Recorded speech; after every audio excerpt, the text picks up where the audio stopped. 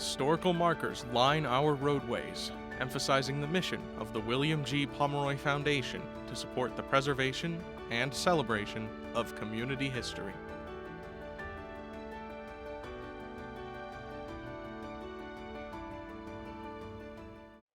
What now serves as a public park was once the space of education and historical tool that is aerial photography. Aerial photography is defined as any photo taken from the air and is an important source for historical research. The practice itself can be traced back as far as 1858, when French photographer Gaspard Félix Touchon took a photo in Paris from a hot air balloon. World War I was a major international conflict with unprecedented amounts of destruction and carnage. Rochester, New York, also known as the Kodak City, had a major impact in terms of home front efforts. Here, the United States Signal Army Corps and Eastman Kodak Company collaborated to establish the United States Army School of Aerial Photography. Lessons about developing and printing photographs took place in a controlled laboratory setting at Kodak Park. The Eastman Kodak Company is a pillar of photography, revolutionizing the way we take pictures. Kodak even created the Kodak A2 aerial camera, which was commonly used during the war. The technologies of Kodak contributed to the world of photography by making cameras easier to use and therefore more accessible to a wide range of people, helping the process of documentation during wartime. Baker Field was where the students of the U.S. School of Aerial Photography learned how to develop and print photographs outside of a lab setting, so to really replicate the kind of conditions they might face overseas on battlefields in Europe. It was also the site where the airplanes would fly from and where the pilots and mechanics for the planes were housed.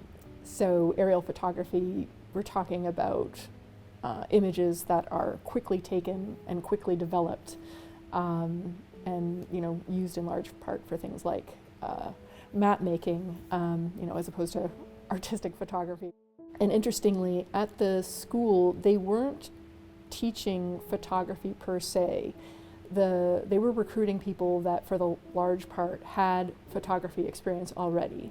So they weren't giving them lessons necessarily in photography, they were giving them lessons in developing and printing photographs in various climatic conditions and under certain speed requirements. Prior to aerial photography, a lot of intelligence gathering was done by cavalry units or scouts, putting them in danger, bringing them pretty close to enemy lines. And with the advent of aerial photography in World War I, this really creates not just an effective method, but a remote method of gathering intelligence. So allowing armed forces to photograph enemy territory, make maps of that territory, and these were things that could be continually updated, so that hour by hour you would have a living picture of the movements of opposing forces and their activities.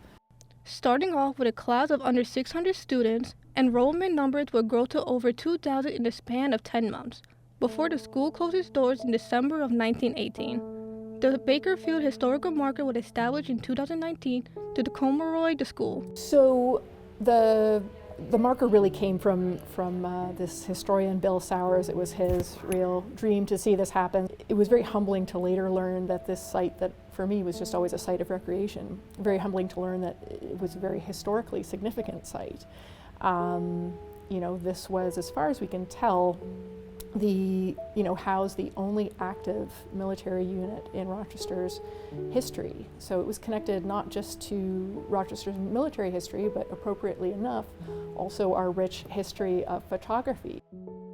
These are basically free public sites of historical memory, historical commemoration, and they not only educate people in Rochester or visitors about a certain piece of our history, but I think that the more that people feel like they have a connection to their history, or a connection to our shared collective past, then the more they feel connected to each other in the present, the more we become more of a unified community.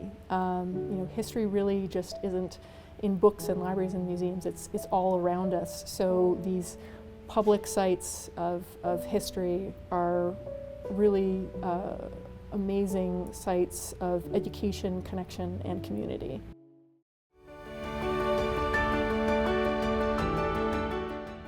This historical marker was brought to you by the William G. Pomeroy Foundation. If you or someone you know wants to request a historical marker of a person or place, contact the William G. Pomeroy Foundation at wgpfoundation.org.